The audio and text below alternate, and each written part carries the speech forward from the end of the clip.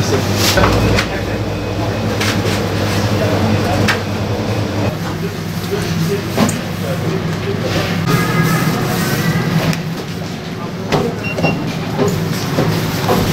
Doğru, bundan bir şey atacağım.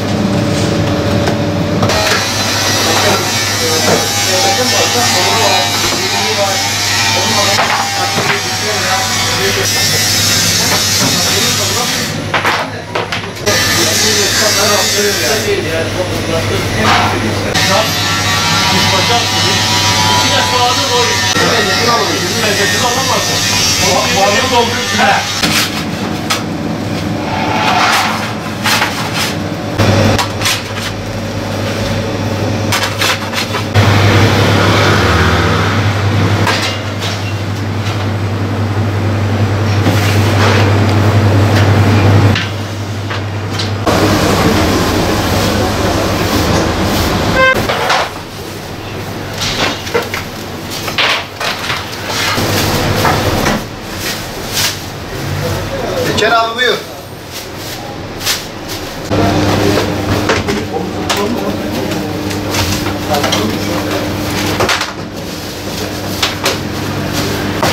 Evet, tahmin istiyorum.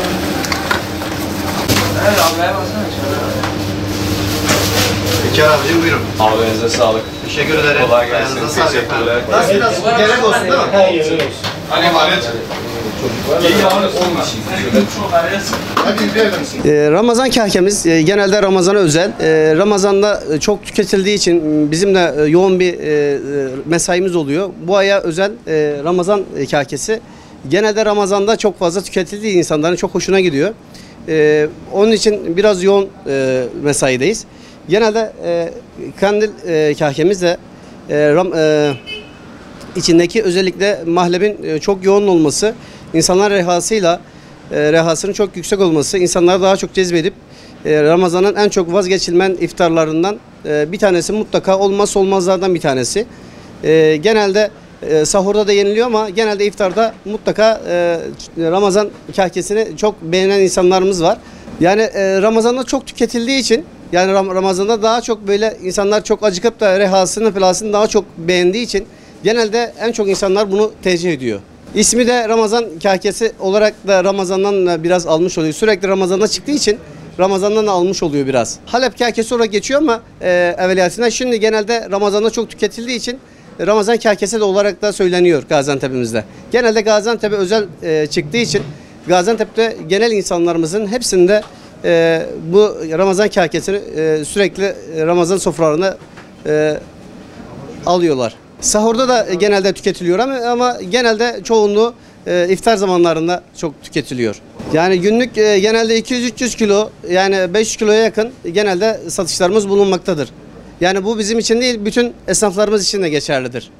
Yalnızca biz çıkarmıyoruz, genel olarak herkes çıkarmaktadır. Bu Ramazan kahkesini genelde Gaziantep'imizin bütün şehrin merkezlerinde sürekli bulunur yani. Mutlaka herkesin Ramazan sofrasında mutlaka bulunmasını istediği bir Ramazan kahkesidir efendim. Yalnızca tamam unu, şekeri, yağı buluyor ama olmazsa olmazı yalnızca mahleptir. Yani ekstrası, küncüsü vardır, içinde mahlebi vardır, yağı vardır, şekeri vardır, tuzu vardır. Ama en büyük özelliği mahlebin olmasıdır. Çok güzel bir kokusu ve rehası var. İnsanları yediği zaman ağzında ayrı bir lezzet ve ayrı bir kokusu var.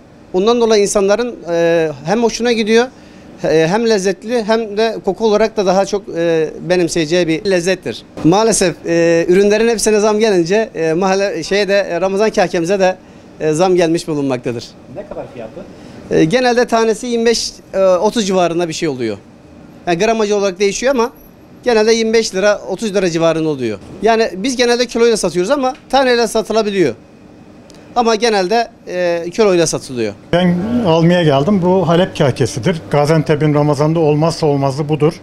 Herkesin evinde Ramazan'da muhakkak bulunması gerekir. Abdullah Ustam'ın da simitleri çok farklıdır.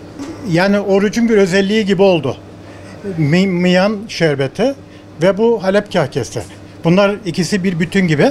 Muhakkak her evde Ramazan'da akşamları iftarda oluyor. Tadından dolayı. Mesela Ramazan'dan sonra bunlar olmuyor. Sadece bir ay için Ramazan'da yapılan bir simittir bu. Halep kahkesi ya da simit olarak söyleniyor. Günlük alıyorum. Dün de geldim aldım. Ustam sağ olsun simitleri güzeldir. Her gün alıyorum yani. Ramazan bitene kadar bize biraz iskonto yaparlarsa daha çok alacağız.